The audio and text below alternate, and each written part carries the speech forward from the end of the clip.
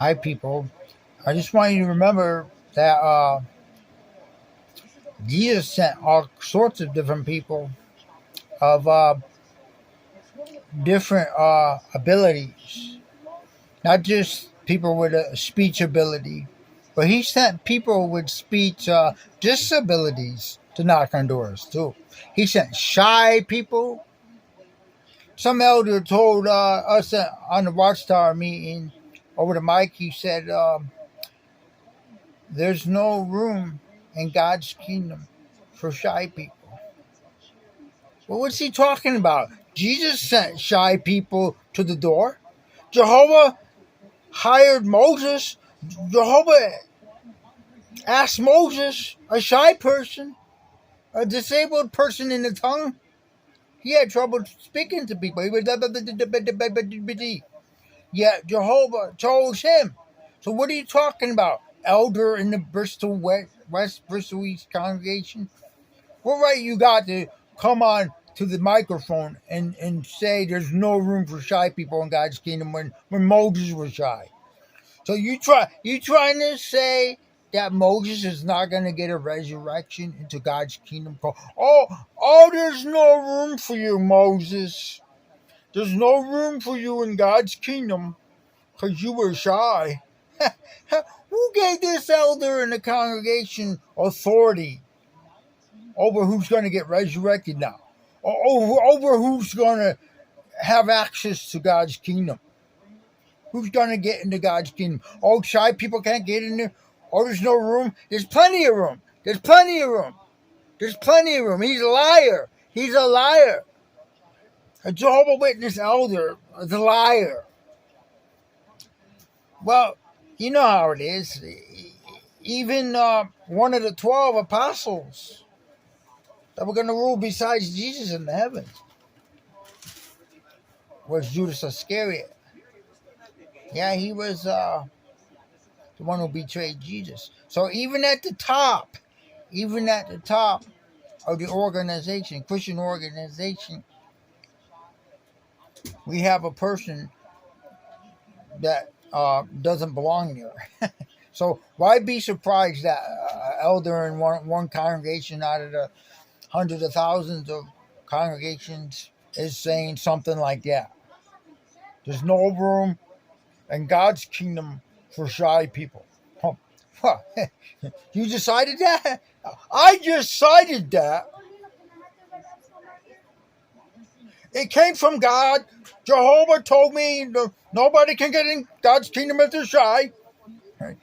Wouldn't the Apostle Paul have said shy people will not inherit God's kingdom if shy people can't inherit God's kingdom?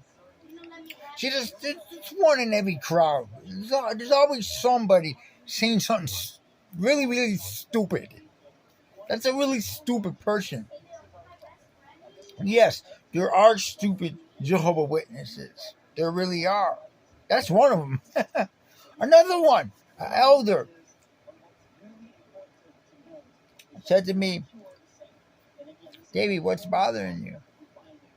No, you have to tell me. I'm studying the Bible with you. You have to tell me what's bothering you. I'm not studying with you until you tell me what is wrong with you. What's the matter? Come on. I'm an elder. I'm not going to make fun of you. I'm going to be gentle and kind to you, David. Just tell me what's bothering you today. I know that something's been bothering you. I want to know what it is so I can help you. So I told him, I was at the convention, and I kept having this happen to me. I'd approach groups of people talking, and I'm going to get and see what I'd say. Hey, how you doing, brothers? What y'all talking about over here? And I shake hands with the brother, look at him, shake hands with the brother, and then I said, well, hello to you too, brothers. And they're all gone. They're all gone. I looked, the brothers that there was like 15 of them in the group. They're all gone. They disappeared. And while I'm looking for them, where'd they go?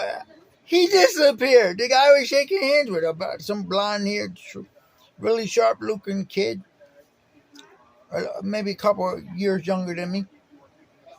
He disappeared. And then I kept standing there near the men's room and looking. About 3 minutes later, that same group started to come together again, about 50 feet away from me. Like if nothing happened. Like if it was all planned. If someone not in our group comes to us, we'll spread out and we'll come back together in another area. Like they had that planned ahead of time. How could they possibly not have that planned if that's what happened? I don't know. But that continued to happen to many, many groups of brothers that I went, hey, I want to get on the conversation. What's going on here? What's wrong? I don't know. Do I look like some kind of super nerd to you? Right? Anyway, I'm a regular Joe here. Joe, I call myself Joe James.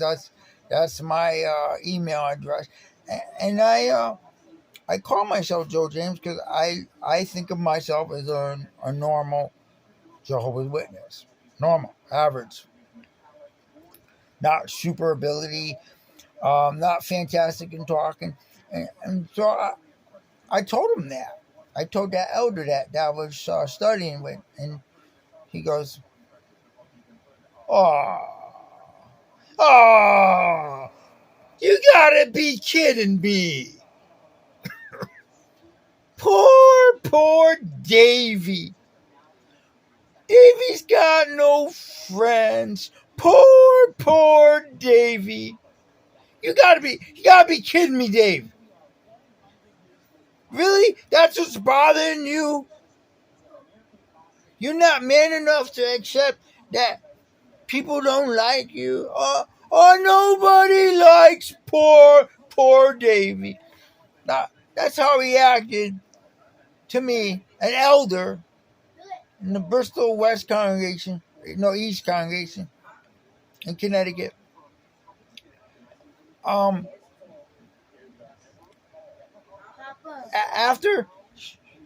After he said, "I will be sincerely calm with you and gentle and kind with you. I'm an elder, and I'm a loving elder. I care about everybody's feelings, and I would never ever harm you in any way, David. So you could tell me." So after he talked like that, and then he did exactly what he said he wouldn't do, because he's a liar. He's a liar. He said he was gentle and kind, and he obeys the Bible and helps the depressed souls. And he didn't give a darn about me being depressed. He thought it was funny. He thought I was immature. That I thought there was something wrong with the brothers disappearing. Oh, where'd they go? There's something wrong with me, or is there something wrong with them? I think there's something wrong with them.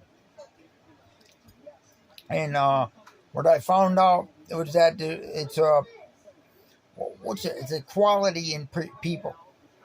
It's a dishonorable quality. Narcissist Jehovah Witnesses. There's a lot of narcissists Jehovah Witnesses, and they know who to hang around with. Other narcissists Jehovah Witnesses like themselves, self-righteous. They're above everyone else in the congregations. Their group is holy and mighty and righteous, and they're exercising their right not to associate with anybody of a lesser quality than their super high quality. Fuck. Yeah, they think they're super high quality. What they are is nothing. They're farts in the windstorm to Jesus, right? They don't even matter to Jesus. Jesus knows what kind of people those are. Those aren't genuine people that are going to enter into his kingdom, are they? So I'm convinced that there's millions of Jehovah's Witnesses that are not going to make it. They're not going to make it into God's kingdom. I'm not judging them. They judge themselves. They're supposed to love their brothers, as John said, and he that doesn't love his brother is a manslayer, So if you're in a group and someone comes up to you and wants to be loved, but you don't want to love them back, how are you not a manslayer? How are you loving Jehovah when you don't love your brother whom you've seen? You saw him. You saw him. You saw him and you didn't love him. You didn't want to love him. You didn't want him a part of your group. How are you going to get into God's kingdom if you don't love your brothers? The Bible says you must love your enemies, but especially those related to you in the faith that are not your enemies. You're supposed to have a special love for them and increase the amount of love for those related into you in the faith. Not just a special love for people with extraordinary abilities. People that can entertain you. Oh, if they don't entertain me, they're not real Jehovah's Witnesses. They're fake Jehovah's Witnesses if they don't excite me. If they're not exciting, if they're not popular, if they're boring, they're not really Jehovah's Witnesses. That's not my brother.